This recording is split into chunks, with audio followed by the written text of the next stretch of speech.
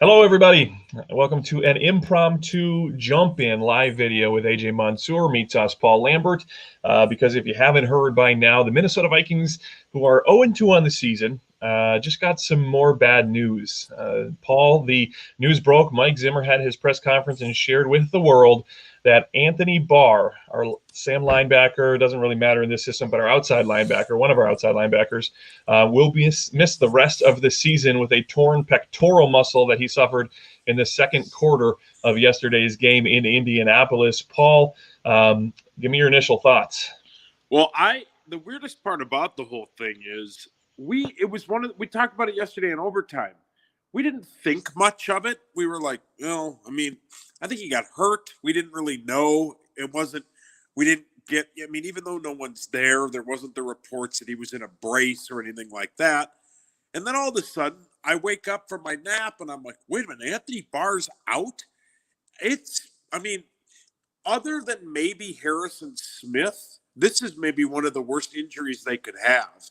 Because now the middle of that defense that is already decimated without Michael Pierce there is going to be even worse. And Eric Kendricks, who, as we talked about also yesterday on Vikings Overtime, he's like the only guy you go, yeah, all right, he's playing well.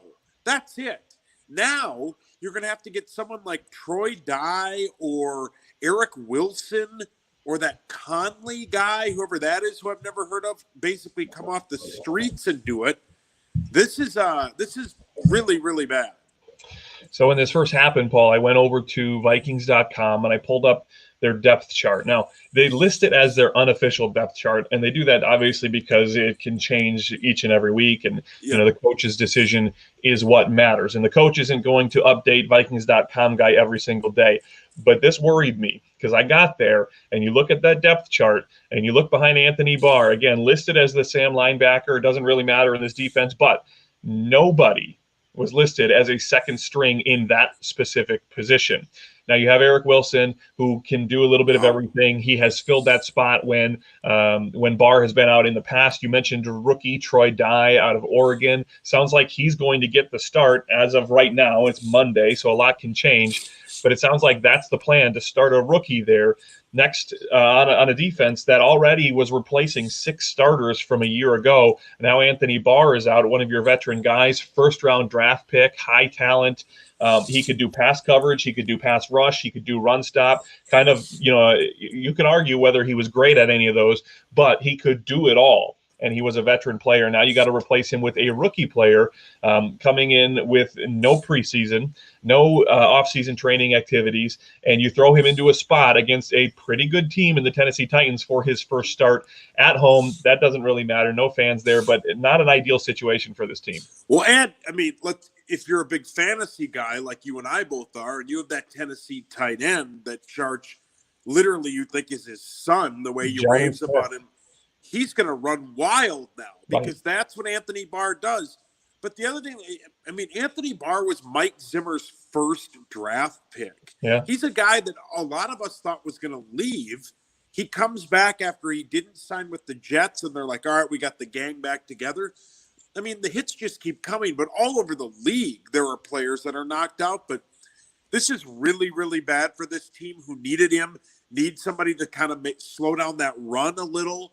Because Derrick Henry now is literally, they're just going to, like old-fashioned fourth-grade Pop Warner football, just run the 21 or 31 dive, the three-back right up the center and just go. And that's what's going to work because there's no one there. This is shaping up to be a 4-12 season.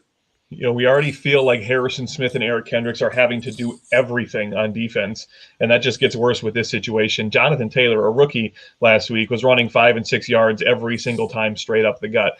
Now we're going to talk about the rushing champion, Derrick Henry, who blew up at the end of last year. Hasn't really had a great season so far, but this is just shaping up to be his breakout game. Now, Paul, yesterday was a weird day, I guess, across the entirety of the NFL. We saw a bunch of big-name players. Anthony Barr, probably bottom of that list, who had been injured for long periods of time or for the season. Christian McCaffrey, 4 to 6 weeks. Saquon Barkley out for the year. Many other players who are suffering these injuries, wide receivers, offense, defense, running backs, whatever it might be. I guess quarterbacks are really the only ones Drew Lock has a shoulder sprain, I guess, but a lot of people are speculating and wondering, and it's hard to compare because I don't know how many people were injured after week 2 last season, but a lot of people are speculating now, is this a result of having no preseason, having not having that physical activity in training camp?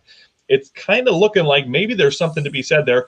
They didn't have a choice, but is this, in your mind, does this maybe go hand in hand with no preseason, not getting that body ready to go? I think that's it. And I also think that there just nothing, no mini camp, none of that stuff, none of that. I mean, these guys are off, hopefully sometime in January till about May. And, there's other things that they have to, but for the most part, they're off until around May. They didn't have that. And it's not that these guys are disciplined. They have to. They can all afford to have gyms in their own homes at this point. Most of them can. Not all of them, but some of them can. And then, you have no preseason games. But I think if we're going to go a little bit away from the Vikings, there's something going on at that New York Jets / Giants stadium where there are players on the 49ers that are like, I don't want to play on that field again because they have to play the Giants on Sunday after playing the Jets this Sunday. It's bad, man. And I just heard Rosie on with Common talking about you don't want anybody to be injured, but it's a lot of the star players are out. Cortland Sutton is now out. As you said, Barkley, there's a lot of star quality players that are out for these teams. And I think to answer your question, I think a lot of it is no preseason. Hopefully that settles down a little bit. A bad start to the season, let's say, 0-2, seemingly gets worse. Now, specifically for the Minnesota Vikings, Paul, I think that this is worst case scenario because we've seen already that Kirk Cousins, Kubiak, the Vikings offense in general can't function well when they get down by a lot and have to play catch up because they get thrown off of their game. They can't get Dalvin Cook being the focal point of their offense, and they have to do things that make them feel uncomfortable. You lose another starter on defense, it sets you up for a situation that on paper will look like you're going to be down by more points early in the game and have to do this gross offense that they've done for the past 2 weeks. Well, if you look forward to, though, I mean, let's say, they're a home underdog for, I wonder how long it's been since they've been a home underdog. Yeah. But you're a home underdog to the Tennessee Titans on Sunday. Then the week after that, you have to go to Houston and play other than maybe now, the quarterback in Arizona and obviously Lamar, other than those two, the most mobile quarterback you're probably going to face all year, and Deshaun Watson with no Anthony Barr to basically spy him and slow him down. He was that guy, right? Correct. And now they don't have that. I said it this morning and hockey got really mad. There's a chance this team starts 0-7. If you take away they could be better. But we've seen 2 clunker games. And it's they play Tennessee on Sunday, they play Houston, they play Seattle, they play Atlanta, and they have then they play Green Bay in I think that order. But that's 5 teams. You say what you want about Atlanta, they're not going to be able to keep up offensively with that Atlanta team. They're never winning Seattle. Obviously, they can't keep up with Russell Wilson. This is an 0-7 team, and there's a very good source of mine who says that there could be a firing coming as soon as next week. That's how bad this is getting.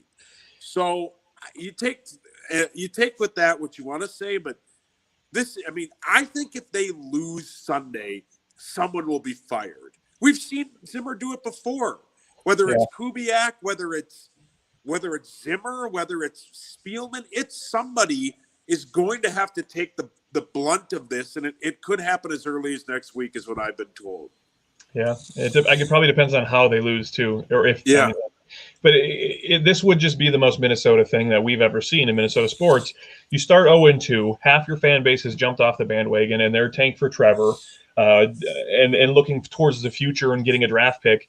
And you have a good team in Tennessee coming to town, and the Minnesota Vikings win and give people a glimmer of hope, suck them back onto that ship, and just to finish 4-12. I mean, that's the most Minnesota thing right there. That's what's going to happen. Well, what'll happen is just like was it 2012? The Andrew Luck year. The worst win in Minnesota Vikings franchise The history is Redskins. when they beat that Right. awful football team for no reason. And even if you say, well, they maybe ended up with the second pick. Okay, well then they get they get the RG3 haul for what Washington gave up for him, and we go from there. It's just awful. It ended up being that was Matt Khalil, right? That was the pick we got. Right. They got the fourth pick, being 3 and 12. So Yeah. I'm going to lead the tank all the way into this, but you get the crappy part is I don't think this is a 2-win team, and that's what it'll take to get him. But they got more talent than that, but they haven't shown it yet. They got more talent, but where are those wins going to come? I have no idea. Detroit?